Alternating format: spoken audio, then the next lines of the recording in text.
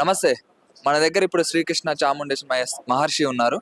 ఇప్పుడు మనం శివరాత్రి రోజు ఎలాంటి భద్రతలు తీసుకోవాలి, ఎలాంటి జాగ్రత్తలు తీసుకోవాలి, ఎలాంటి టైంలో ఎలాంటి అభిషేకాలు చేయాలి, శివునికి ఎలాంటి జాగారం చేయాలి, అలాగే పూజలు ఎలాంటి పూజలు చేయాలి అనే దానిపై కూడా మనం అడిగి తెలుసుకుందాం. నమస్తే. ఓం నమ శివాయ.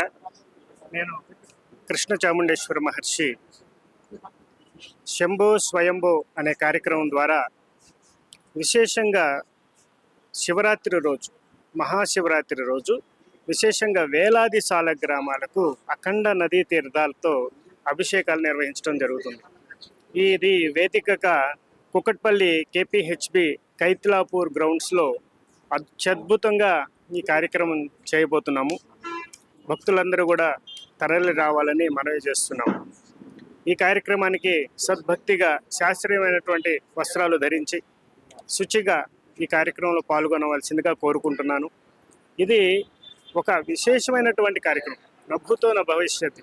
ఎందుకంటే ఇంతవరకు ఇలాంటి కార్యక్రమం జరగలేదన్నమాట. ఎప్పుడు ఎలా అంటే విశేష కోట్లాది మంత్రజపం, పంచాక్షరి మంత్రజపం అనేది మా యొక్క భక్తులందరూ అలాగే సోషల్ మీడియా ద్వారా చాలామంది పంచాక్షరి మంత్రజపం డైలీ చేస్తున్నారు. ఇది దేనికి చేస్తున్నాము?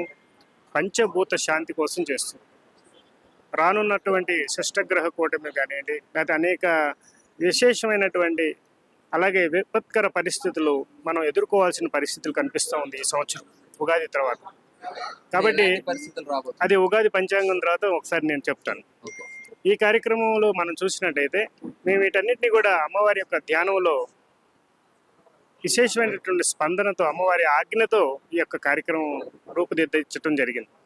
అలాగే ఒక వ్యక్తి పంచాక్షరి మంత్ర జపం అంటే ఓం నమ శివాయ అనే జపం చేయాలంటే కరెక్ట్గా స్పీడ్గా చేస్తే, మెల్లిగా చేస్తే, ఇంకా మెల్లిగా చేస్తే, అలా ఎంత చేసినా 2 minutesలో ఒక 108 జపమాల అయిపోతుంది. ఓం నమ శివ, ఓం నమ శివ, ఓం నమ శివ, ఓం నమ శివ, ఓం నమ శివాయ అంటే 60 సెకండ్లు చేయొచ్చు. ఓం నమ శివాయ, ఓం నమ శివాయ, ఓం నమ శివాయ అంటే 80 సెకండ్లో చేయొచ్చు. అలా 120 సెకండ్లు అంటే 2 నిమిషాలు. అలా ప్రతి వ్యక్తి 108 సార్లు ఓం నమ శివాయ అని పంచాక్షరి మంత్రం నమ శివాయ అని మనం చేయటం వల్ల మనలో ఉన్నటువంటి పంచభూతాలు కూడా యాక్టివేట్ అవుతాయి, మన చుట్టూ ఉన్నటువంటి పంచభూతాలు కూడా యాక్టివేట్ అవుతాయి. ఈ విధంగా ప్రతిరోజు ఒక 1000 జపం మనం ఇంట్లో చాలా ఈజీగా చేసుకోవచ్చు. అలాగే చాలామంది భక్తులు వేల జపం చేస్తూ ఉన్నారు. అంటే 1 గంట చేస్తే దాదాపు 6000 జపం చేయొచ్చు. ఇలా చాలా 16,000 జపం మేము చేస్తాం రోజు. అలా ప్రతి ఒక్కళ్ళు కూడా ఎన్నో వేల జపాలు చేస్తూ మేము వసంత పంచమి రోజు సంకల్పం చేశాము. 25 రోజులకి మనం శివరాత్రి రోజుల్లో మనం ఈ రోజు అంటే సుమారుగా ఒక 25,000 జపం ఒక వ్యక్తి చేయగలుగుతాడు. అలా నేను నా గ్రూపులో ఒక గ్రూప్లో అంటే 100 మంది పైన ఉంటారు కదా, ఆ 100 మందిలో 10 మందే చేస్తే 10 పాతికలు 2,25,000 అవుతుంది. నేను ఒక 25,000 చేశాను జపం అంటే 2,50,000 జపం జరుగుతుంది. అలాగే వాళ్ళ కింద 10 మంది అంటే 100 మంది ఉన్నా ఒక 10 మంది యాక్టివేట్ అయ్యారు. అప్పుడు వాళ్ళు 10 మంది అంటే 100 మంది, 100 × 25,000, 25 లక్షల జపం. ఇలా కోట్ల జపం.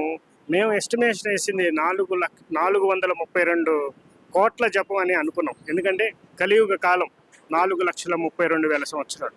అంటే దానివల్ల మనకి ఎలాంటి ఉపయోగాలు ఉండబోతుంది అంటే ఆ జపం చేయడం వల్ల ఎవరో ఒకరు మనలో ఒకళ్ళు అడుగుతుంటారు. అవునవును, తప్పకుండా. జపం చేయడం వల్ల మనకు వచ్చే ఉపయోగం ఏముంది, మనం ఎందుకు చేయాలి జపం అని కొంతమందికి అనిపిస్తుంది. దానికి మీరు ఏం సమాధానం చెప్తారు? తప్పకుండా చెప్తాను. ఎందుకంటే మనం ఈ జపానికి, మన శరీరానికి, మన చుట్టూ ఉన్నటువంటి పరిసరాలకి సంబంధం ఉంది. ఈ నమ శివాయ అనేది చూసినట్లయితే పంచభూతాలు యాక్టివేట్ అవుతాయి అన్నమాట. అంటే పృథ్వీ, జల, అగ్ని, వాయు, ఆకాశం ఈ 5 తత్వాలతో కూడిందే పంచభూతాలు. ఇవి పంచభూతాలు. ఇప్పుడు నాకు కడుపులో నొప్పిగా ఉంది, కడుపులో మంటగా ఉంది, ఇది నేనేం పట్టించుకోలేదు, ఏమవుతుంది? మనం డాక్టర్ దగ్గరికి వెళ్ళాల్సింది. వాళ్ళు అంటే అప్పుడు ఆటోమేటిక్గా కింద ఉన్న 2 పైన ఉన్న 2 అవి కూడా డిస్టర్బ్ అవుతాయి. అలాగే గాలి, వాయుతత్వం, మేము గాలి ఆగిపోయింది, మిగతా 4 యాక్టివేట్ అవ్వచ్చు కదా, అవి ఎందుకు ఆగిపోతున్నాయి ఆలోచించండి. అప్పుడే ప్రాణం పోతుంది. అంటే పంచభూతాలు చాలా ఏకీకృతంగా ఒక అద్భుతమైనటువంటి క్రమశిక్షణతో ఉంటాయి అన్నమాట. మన శరీరం మీద మట్టి ఉందా? ఉంటే ఇట్లా అంటే మట్టి వస్తుంది. అలాగే మన శరీర రక్తనాళాలు నీటి ఉంటుందా? అలాగే గాలి తీసుకుంటున్నాం, వాయువు ఉందా? అదేవిధంగా మనం ఆకాశతత్వం అంటే మనం ఒక ఆలోచన చేసామంటే మనం మీ ఇంట్లో ఎవరున్నారు, మీ ఇల్లు ఎలా ఉంటుంది, కళ్ళు మూసుకోగానే నువ్వు చెప్పేస్తావా? ఆ ఆకాశతత్వం అంటే అక్కడ దాకా మనం వెళ్ళగలం. ఇలా ఈ పంచభూతాలు నీ చుట్టూ ఉంటూ నీలో ఉంటూ ఉన్నటువంటి ఆ పంచభూతాలని ఏకీకృతం చేయగల, క్లెన్స్ చేయగల అద్భుతమైనటువంటి మంత్రం ఏదైతే ఉందో అదే ఓం నమ శివాయ. ఓంకారం ప్రణవ మంత్రం నమ శివాయ. సో ఈ మంత్రం చేయటం వల్ల మీరు ఒక్కసారి ప్రశాంతంగా కూర్చొని నమశివాయ నమశివాయ నమశివాయ అంటే ఆటోమేటిక్గా ఒళ్ళు పులకరిస్తుంటుంది. ఎందుకంటే లోపల ఆ పంచభూతాలు యాక్టివేట్ అవుతూ ఉంటాయి. ఇటువంటి అద్భుతమైనటువంటి మంత్రాన్ని మనం పంచాక్షరితో మంత్రంగా మనం చేస్తూ శివరాత్రి రోజు వేలాది సాలగ్రామాలకు ఆ మంత్రజలం అంతా మా భక్తులతో కూడుకొని మేమందరం దాన్ని సంకల్పయుక్తంగా లక్షలాది కోట్లాది జపాన్ని స్వామివారికి మంత్రయుక్తంగా ధారపోయటం జరుగుతుంది. అలాగే ఇప్పుడు శివరాత్రి రోజు ఎంతో మంది భక్తులందరూ కూడా జాగారాలు చేస్తుంటారు. అంటే వాళ్ళు తీసుకోవాల్సిన జాగ్రత్తలు ఏంటి, వాళ్ళు ఎలాంటి ఫుడ్ తీసుకోవాలి, ఎట్లుండాలి అంటే వాళ్ళు కొంతమంది జాగారం చేస్తుంటారు కానీ ఎలాంటి జాగ్రత్తలు తీసుకోవాలో తెలియదు వాళ్ళకి. అంటే దానికి ఎలాంటి జాగ్రత్తలు తీసుకోవాలని మనం చిన్నప్పటి నుంచి మేము కూడా తిరణాలకు వెళ్ళేవాళ్ళం, అక్కడ చెరుకు గళ్ళు ఉండే అవి తినేవాళ్ళం, ఐస్ క్రీమ్ ఉండే తినేవాళ్ళం, ఐసులు తినేవాళ్ళం. ఇలా అంటే దాని మీద ఒక అవగాహన లేదు. కొంతమంది వరకే మనం అంటే నక్తం ఉండటం, ఉపవాసం ఉండటం ఇలా ఉంటారు. అయితే కొంతమంది అది ఉన్నా లేనంటే కొంతమంది తినరు. అంటే ఇది చాలా మనం ఇప్పుడు డిస్కషన్ దాని గురించి మనం తర్వాత చేసుకోవచ్చు. అయితే ఇక్కడ ఏంటంటే ఉపవాసం అంటే స్వామికి దగ్గరగా ఉండడం, ఉపవాసం దగ్గరగా ఉండడం, అంతేగాని అన్నీ తినకుండా ఉండాలని కాదు. కానీ ఉపవాసం ఉండటం వల్ల ఏంటంటే ఉపయోగం, మనం పూజ చేస్తుంటాం, మంచినీళ్ళు ఏదో తీసుకుంటాం, అప్పుడు యూరిన్కి వెళ్ళాల్సి వస్తుంది. ఈ పూజ ఆపి బయటికి వెళ్ళాలి కదా, మళ్ళీ స్విచ్ అవ్వాలి అంటే మళ్ళీ స్నానం చేయాలి, అప్పుడు దాకా చేసిన ఫలితం వృధా అవుతుంది. కాబట్టి అందుకని ఏంటంటే కొన్ని నియమ నిష్ఠలు అనేది పెట్టడం జరిగింది. దానివల్ల ఏమవుతుందంటే నిష్ఠ అంటే ఏంటంటే ఒక కార్యక్రమం స్టార్ట్ అయ్యి ఎండ్ అయ్యే వరకు ఉన్నటువంటి ఆ యొక్క క్రమశిక్షణని నిష్ఠ అంటారు. అలాగే పవిత్రంగా ఉన్నటువంటి మనం చక్కగా శుచిగా శుభ్రతగా మనస్సుని కూడా లగ్నం చేస్తూ చక్కగా ఉండటాన్ని మనం పవిత్రంగా ఉంటాం అన్నమాట ఆ కార్యక్రమం పూజకి సంబంధించినప్పుడు. కాబట్టి ఇక్కడ మనం నియమనిష్టలు పాటిస్తూ శివునికి దగ్గరగా ప్రేమగా జపం చేస్తూ చక్కగా శివలింగానికి అభిషేకం చేస్తూ శివలింగాన్ని తాకి ఇలా ఎన్నో రకాలుగా మన స్వామిని అర్చించుకునే అవకాశం ఉంటుంది. కాబట్టి ఈ కార్యక్రమంలో ఏంటంటే మహాశివరాత్రి రోజు జప జాగరణ కార్యక్రమం చేస్తాం. అలాగే ప్రజలందరి చేత ఇది ఒక సాలగ్రామం ఇంట్లో ఉంటేనే వాళ్ళ తరతరాలు తరిస్తాయి. చాలామంది చెప్తుంటారు, అయ్యా మా ఇంట్లో మా తాతగారు ఇచ్చారండి ఒక సాలగ్రామం, ఆ సాలగ్రామం ఉంది, అది మీరు ఏ సాలగ్రామం చెప్తారా మాకు తెలియదు అని అంటారు. చాలామంది వస్తుంటారు నా దగ్గర. అంటే తాతగారు ఇది మా ముత్తాత గారు ఇచ్చారండి అంటారు. అంటే ఒకటి ఆలోచించండి.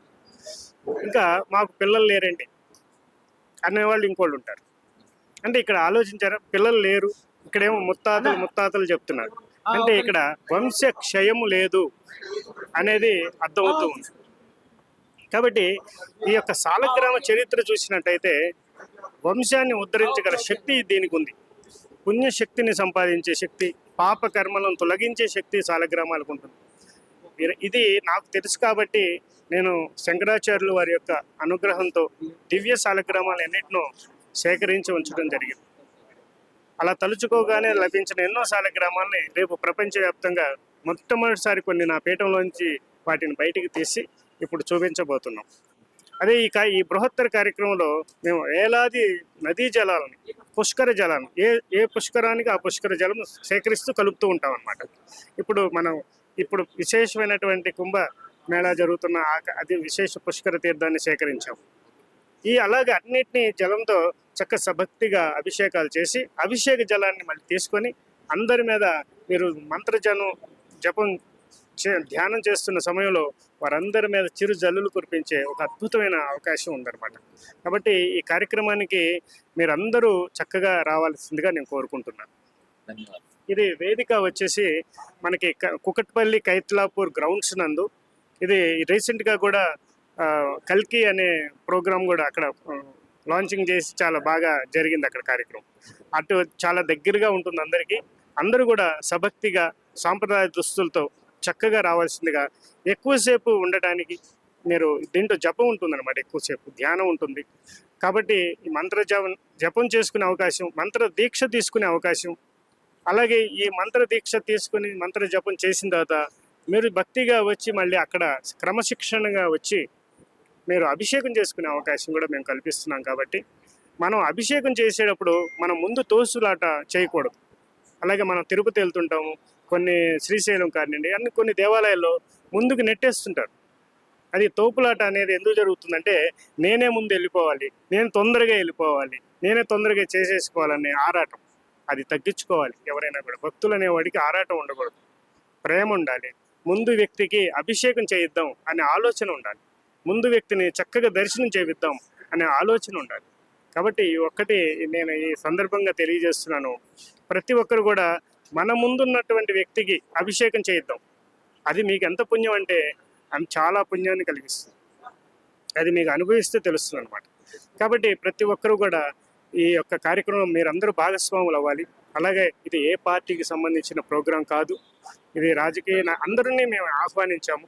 చక్కగా అందరూ పెద్ద పెద్ద వారందరూ వస్తారు, ప్రముఖులందరూ వస్తారు, ప్రతి భక్తుడు ఇక్కడ వచ్చే వాళ్ళందరూ భక్తులే వస్తారు. కాబట్టి మీరందరూ కూడా ఈ కార్యక్రమాన్ని జయప్రదం చేయవలసిందిగా కోరుకుంటున్నాను. షేర్ చేయరి, లైక్ చేయరి, సబ్స్క్రైబ్ చేయరి, మర్చిపోకుండా గంట సింబల్ అయితే ఒత్తురులా.